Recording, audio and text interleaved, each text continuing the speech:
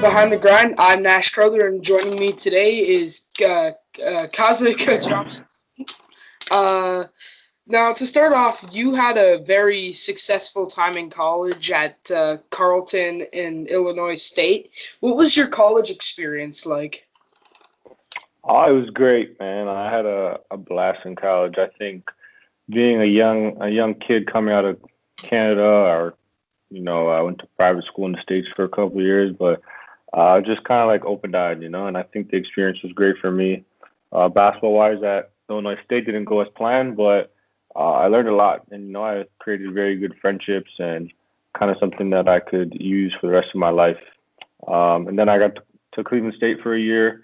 Things went well for as well. Just things kind of fell apart near the end, and just with a lot of guys transferring out and things like that, I just looked to see, okay, where can I be more successful and have a more opportunity to become a professional. And then Carlton and me reached an agreement with me being very, very close to Dave Smart.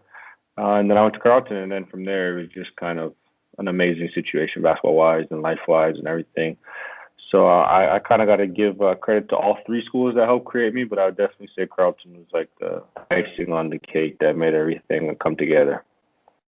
And you went undrafted, and after that, you played in the G League for the Raptors 905. What was it? What was the experience like playing for the Raptors 905, especially coming out as a Canadian player? Oh, it was great. It was actually a weird situation, kind of how it all came together. It was just I had played growing up for a coach named Nate Mitchell, and he was the assistant coach of the Raptors 905. Kind of had a conversation with him about maybe playing in the G League for a year, being under his tutelage and learning from him a lot, and also playing under Jerry Stackhouse, who obviously was a great NBA player.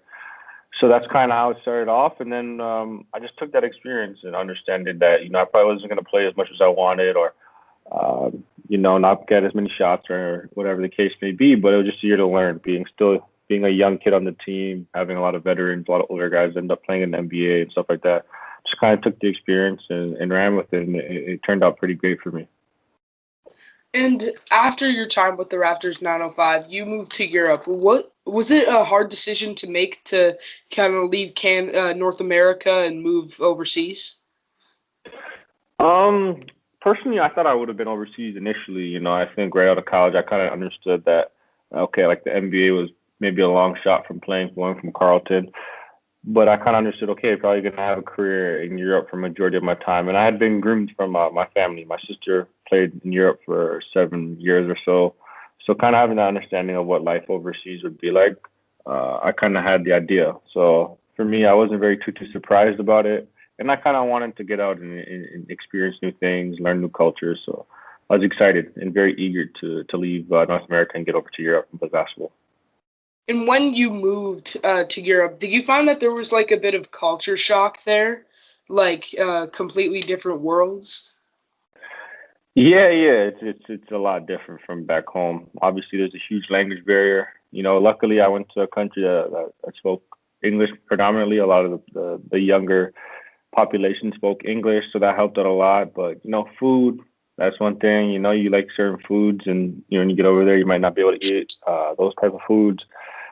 Driving with stick shift before, I didn't know how to drive those type of cars, so I had to learn on the fly. But honestly, it's shows you kind of how insignificant you really are. I think sometimes we put so much emphasis on ourselves and things like that, but at the end of the day, like, we're just one person in a huge world. So it allowed me to kind of be grateful for what I had and understand that there's so much more out there than just my little bubble. And in 2019, after moving to Europe, you became a Dutch League champion. What was it like uh, winning that trophy? It was unbelievable. It was actually, probably one of my highlights of my career so far. That organization, they love basketball. That city loves basketball, but they just could never really get over the hump to win their first championship. They had been to the finals, I think, 2, 3 years.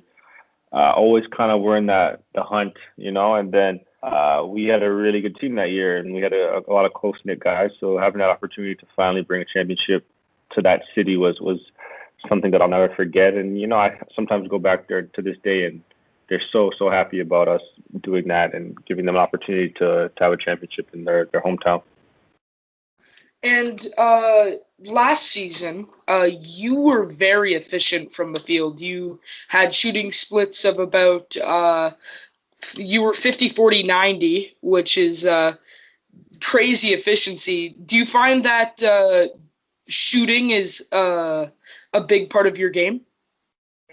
Yeah, honestly, it's been a process that's been progressive. I think in college I shot terrible from the field, free throw line, everything, and then slowly slowly as time went on, I continued to improve, continued to put time in the gym and listen to my coaches, and then it's just kind of slowly clicking together now. I'm getting the right shots, getting the right opportunities. So I think for me, shooting has just kind of been something that was a process, and I had to kind of continue to go through it every day and work on a consistent basis. And it worked out for me, and I'm glad that I stuck to it because I think a lot of guys get lost in that when the shots aren't going in, they can get upset or get aggravated with themselves. But for me, I kind of just stayed even keel and just kept working on it. And it's been going well so far. And as a Canadian player, what was it like competing for your country with Team Canada? It's the greatest accomplishment in my basketball career. I'd say just above winning a national championship with Carleton, it would be playing for my national team. I always say this country has done wonders, wonders, wonders, wonders for me and my family. My grandmother came to Canada as an immigrant, I think in 1968, and had no money in her pocket, and Canada gave her opportunity, and my father came over, and that created opportunity for him. So it's like this country has given my family an opportunity to be where I am at today, and I think for me to have an opportunity to go back and say, okay, I can play for this country and give it back just a little bit of what it's given to us is something that I will forever do. And anytime I'm called to play, I'll always play for the national team. And when you played for Team Canada, you played with former number one overall pick Anthony Bennett. Did you find that you were able to learn a lot and take parts from those guys on Team Canada's game and apply them to yourself and kind of learn more about basketball? Yeah, yeah. Anytime I see guys that are at the highest level, there's always little things that you could take. Even the guys that are younger than me, I watch them and I take little things from their game. I love watching Shea play. He's a tremendous player. Love watching Jamal Murray play, and just building relationships with the other guys that I get to be around. I used to grow up watching Corey Joseph play because we grew up in the same area. And just kind of today when I see him around the national team, it's just fun to have those conversations. But with Anthony Bennett, I think with him, it's his professionalism. Every day he came to training camp, he was professional. He was asking questions. He's still trying to learn, and I think that's great to see. I think it's a wonderful thing for all of us to see him continuously growing. And he's in great shape. He's playing at a high level, and I'm just excited to see the future for him. And for me, it's just kind of learning how he's handled everything. In his life, I think he's doing a great job. So I'm excited to see what the future has for AB. And when you have a highlight play, maybe a dunk, clutch three, do you have a go-to celebration? Me, no. I'm kind of like stone-faced half the time.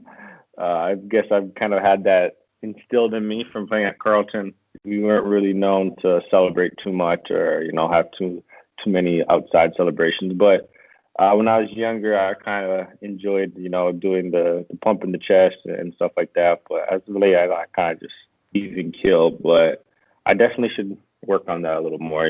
Show a little more emotions on the court.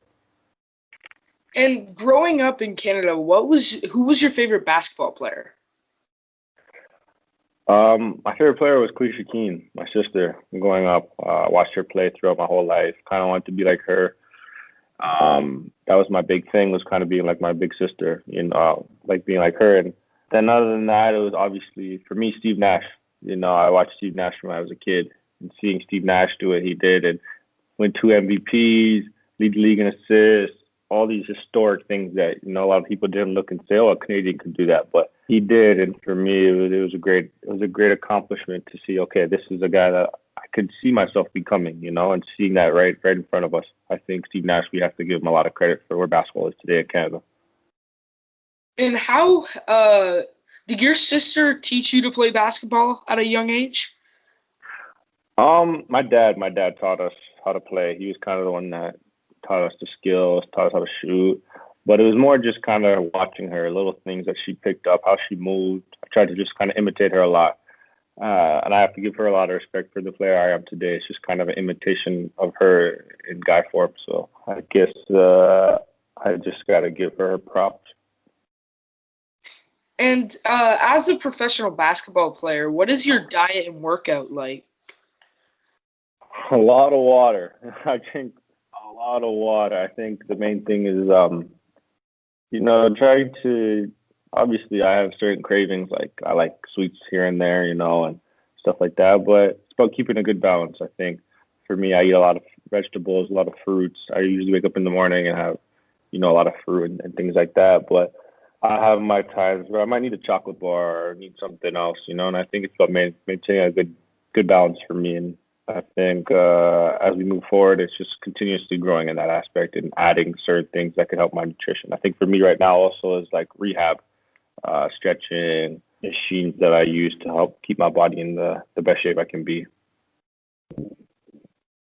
All right. Well, those were some very good answers. Thank you for taking the time to come on the show. It was a pleasure interviewing you. That's about all the time